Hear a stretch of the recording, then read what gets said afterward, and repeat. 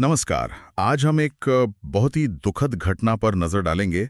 अहमदाबाद में air India flight 17-1 का हादसा। हमारे पास इस क्रैश इसमें जान गंवाने वालों, एकमात्र जीवित बचे यात्री और जो जांच चल रही है उससे जुड़ी कुछ रिपोर्ट्स और जानकारी है।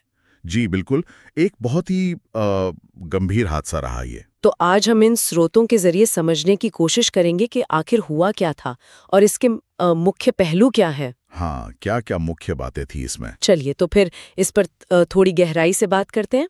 ये घटना है 12 जून 2025 की, एयर इंडिया की फ्लाइट 171। एक बोइंग 787-8 ड्रीम लाइनर विमान था ये, जो अहमदाबाद के सरदार वल्लभ भाई पटेल अंतर्राष्ट्रीय हवाई अड्डे से लंदन गैटविक के लिए रवाना हुआ था। हाँ, और ये बात काफी अहम है कि बोइंग 787 ड्रीम लाइनर विमान से जुड़ा ये पहला घातक हादसा था। पहला घातक हादसा, हाँ। हाँ जी, क्योंकि ड्रीम लाइनर को विमानन में एक बहुत बड़ी क्या कहते हैं, तकनीकी छलांग माना जाता था, है ना? खासतौर जो नई सामग्री उसमें इस्तेमाल हुई थी उसकी वजह से। सही कहा। तो इसलिए ये पहली घातक दुर्घटना जांचकर्ताओं के लिए खास तौर पर महत्वपूर्ण हो जाती है, ये समझने के लिए कि क्या विमान के डिजाइन या सामग्री से संबंधित कोई पहलू इसमें शामिल था या नहीं। बिल्कुल बिल्कुल। अच्छा, तो विमान ने उड़ान भरी दोपहर करीब 1:38 पर। जी। और 1 मिनट से भी कम समय में, मतलब टेक ऑफ के बिल्कुल फौरन बाद ही ये अहमदाबाद के मेघानी नगर इलाके में बीजे मेडिकल कॉलेज के एक हॉस्टल ब्लॉक से जा टकराया। उफ, इतनी जल्दी? हाँ, बहुत ही तेजी से ये सब हो गया। अब बात करते हैं कि इस हादसे का असर कितना भयानक था। विमान में कुल 242 लोग सवार थे, 230 तो यात्री थे और 12 क्रू मेंबर। मतलब एक अच्छी खासी भरी हुई अंतर्राष्ट्रीय उड़ान थी ये। और दिल दहलाने वाली बात तो यह है कि इन 242 लोगों में से सिर्फ एक यात्री ही बच पाया। सिर्फ एक?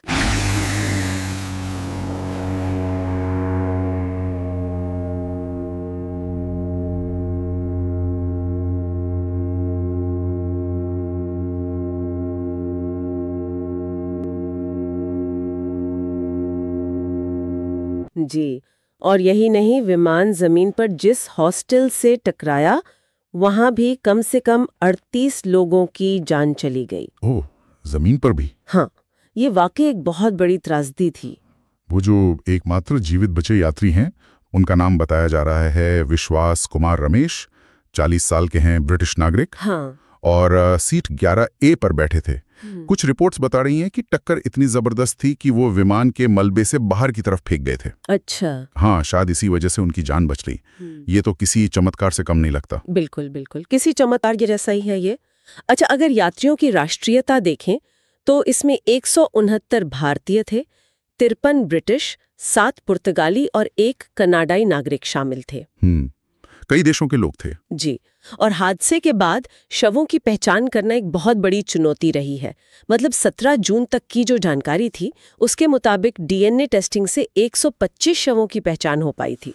बस 125 की? हाँ, और उनमें से भी 83 को ही उनके परिवारों को सौंपा जा सका था। तब तक बाकियों की पहचान का काम उस समय भी जारी था।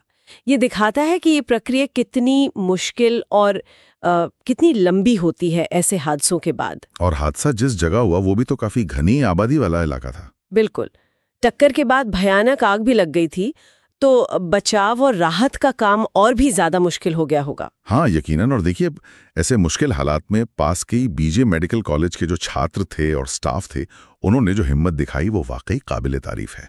अच्छा। जी, वो सबसे पहले मदद के लिए पहुंचे।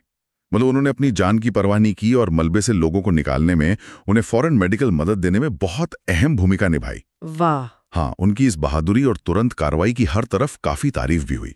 ये दिखाता है कि संकट के समय में स्थानीय समुदाय कितना महत्वपूर्ण हो सकता है। सही बात है। अच्छा, इतने बड़े हादसे के बाद जाहिर है सबका ध्यान इस बात पर है कि आखिर हुआ क्या था। जी। जांच कहाँ तक पहुंची है, कुछ पता चला? देखिए, जांच टीम को विमान का फ्लाइट डेटा रिकॉर्डर और कॉकपिट वॉइस रिकॉर्डर, जिसे आम भाषा में हम ब्लैक बॉक्स कहते हैं, वो मिल गया है। हाँ, ब्लैक बॉक्स। जी, और ये जांच के लिए सबसे जरूरी सबूत होते हैं, क्योंकि इनमें फ्लाइट के आखिरी पलों का सारा डेटा होता है और पायलटों के बीच की बातचीत रिकॉर्ड होती है। तो क्या शुरुआती जांच से कुछ अंदाजा लगा है, कोई थ्योरी? देखिए, कुछ शुरुआती रिपोर्ट्स में एक थ्योरी ये सामने आ रही है कि शायद उड़ान भरने के फौरन बाद पक्षियों का कोई बड़ा झुंड विमान के दोनों इंजन